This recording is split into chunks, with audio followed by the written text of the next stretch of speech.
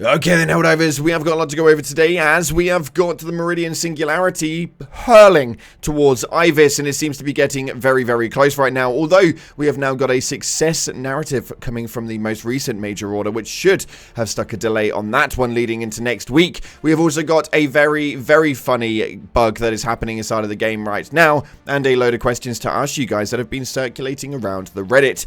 Today's going to be a bit of a fun one, so if you haven't already, smash that beautiful blue thumbs up, subscribe with post notifications turned on, it'd be greatly appreciated, and make sure you check out our incredible sponsor, Instant Gaming, the platform where you can buy your video games for cheaper on PC and consoles with the best deals, offers, promotions, and discounts, all running up to 70% off. It's an absolute no-brainer. The link's down in the description if you want to check that out, and we're still giving away the top bundle of super credits. If you want to get involved with that, all you have to do is head down into the comment section, put a red love heart, purple love heart, and a yellow love heart, and it'll enter you in for the giveaway. We'll announce it in just a couple of days. With that being said, let's dive into the game and see what it is that's happening right now. So starting off, we had a completion on the major order with a success notice coming from Super Earth High Command, which stated that the Penrose Energy Siphon has been launched following the Helldivers' success efforts to acquire enough E710 to power the device. The Siphon was deployed into the ergosphere of the Meridian wormhole, where it acquired some of the rotational energy of the Singularity before triggering its E710 payload to exit the gravitational field. The exertion appears to have been successful, as scientists have reported a decrease in the wormhole's velocity, correlating to the reduction of dark energy accumulation. Citizens of Ivis have reported relief and gratitude to the Helldivers following this delay of the total destruction of their forested home. Now, this obviously has not stuck a outright delay on the Meridian Singularity. It is still hurling towards Ivis, and it's still inevitable that it is definitely going to hit, although right now there is a bit more time to go under it. As you can see right here on the Galactic War map, Meridia is getting oddly closer to Ivis, and I would suggest that likelihood is next week we'll see yet another collision to go alongside the Moradesh and Angel's Venture fractured planet hold. This is a bit of a weird one to say the least, but yeah, we are running out of planets this thing can hit. As to what it's going to do to Niblaria 1 all the way over there, I actually have no idea. It's kind of interesting to see how it works, but it's almost like it drags the planets into its main gravitational pull, and then we'll just take it out as it goes past. We've only got 3 planets before it inevitably makes its way to Super Earth, although somehow Mars is still looking okay. It's a bit of an interesting one, but we'll have to wait and see how this one plays out, as we're running out of planets now, and the attack on Super Earth is looking inevitable. As far as the automaton sectors, we have got a couple of planets being attacked right now, but it is at Vandalon 4, and this is a planet which is making its way quite nicely over to the main sector of Malevelon Creek. Now, at the moment in time, there is a load of dashes on regard to this defense campaign. It seems like we are going to complete it very, very shortly, but nonetheless, there's no timing on it, which is a little bit weird. But it is looking that they're making their way over to Malevelon Creek, so the automatons may well be making a bit more of a venture forward.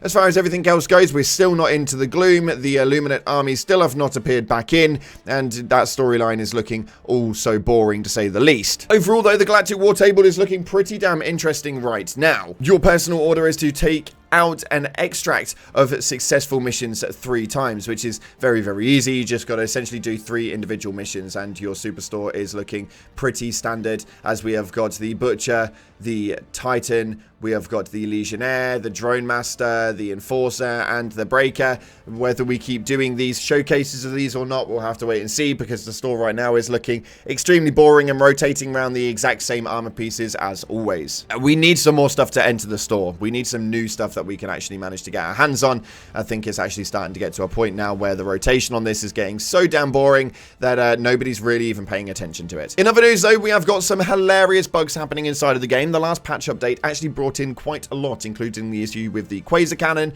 and the fix that happened to the Eruptor, making it pretty damn boring to use now because, well, it's fixed. That's pretty much all we're going to have, and we're going to obviously have the fix on the Quasar coming likely on Tuesday, because that's quite a big one that they need to sort out. But this one right here is a new movement bug, which is hilarious. Your legs don't move, but you still like waddle around as if you're doing like a dancing walk. It's really, really weird, but I've not seen it up until this point, so I thought that I would showcase it to you guys. Are you guys witnessing this one in any way, shape, or form? I don't really know what's happening or how it was procced, but yeah, a very funny one indeed. As well as that, if we take a look on the Helldivers companion app right now, we can see that Socorro 3 is currently in a demilitarized state.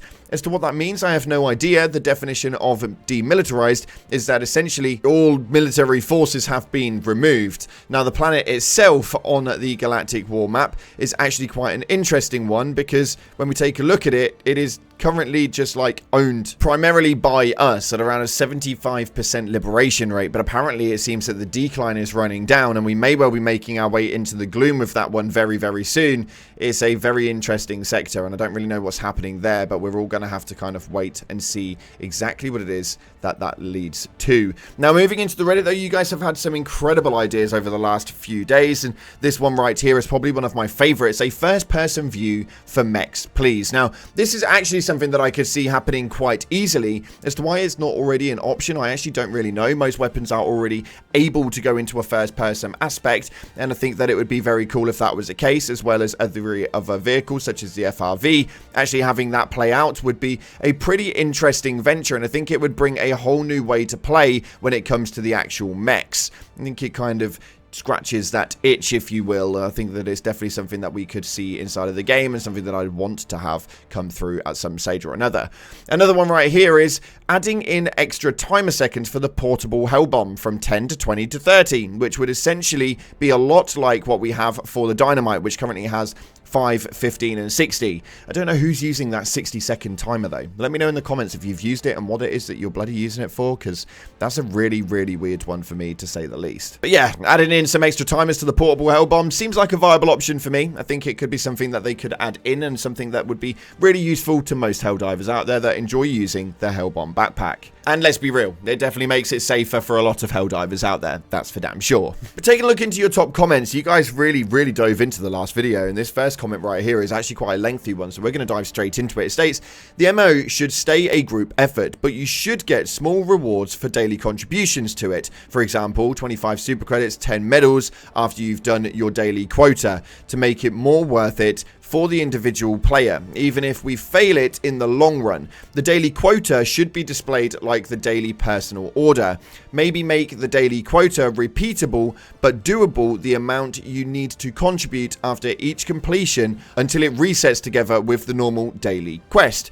That way, grinding the MO doesn't feel so stale and empty, and could attract more players. Now, this is actually a really good idea. Maybe even just converting the personal order to something that is relatable to the major order would actually be quite a good movement, and would actually help getting the community to rally together and actually move in the term of the major order. They may not even notice that they're actively doing it, but it would be a really good way to sort of like herd the sheep in the right direction, per se. I quite like this one. A daily quota would be pretty damn cool. This next message right here states, has anyone experienced a bug where walking over a still corpse of a Bile Titan insta kills you? I've had it happen 7 times. Nothing hitting me. I simply walk over the Bile Titan corpse and drop dead, either saying the Bile Titan got me or impact. Now, I've never seen this one before, and I have not experienced this. Obviously, as the Bile Titan is falling, you will die by impact from the Bile Titan, but if it's already on the floor and you're just walking over it, that's not one I've experienced. Let me know in the comment section if you guys have as well. And this final one right here states, it must be so frustrating for developers when they fix a couple of problems but end up creating more. It's like a never-ending cycle, and unfortunately, that is game development in a nutshell. Changing a couple of numbers may well fix some things, but will affect everything else in the game. It's kind of funny how it works sometimes, but I think at the moment, the way that the game is working is in quite a good space, even with all the bugs, glitches, and funny moment points. I think that the game's in really good space, and I think that even with the bugs, it brings in some very cool features that I would very much like to keep. Nonetheless, unfortunately, that's all we've got time for today. If you haven't already, smash that beautiful like button. Thank you so much again for watching, guys. I appreciate you all, and as always, up until the next time, I'll see you in the clouds.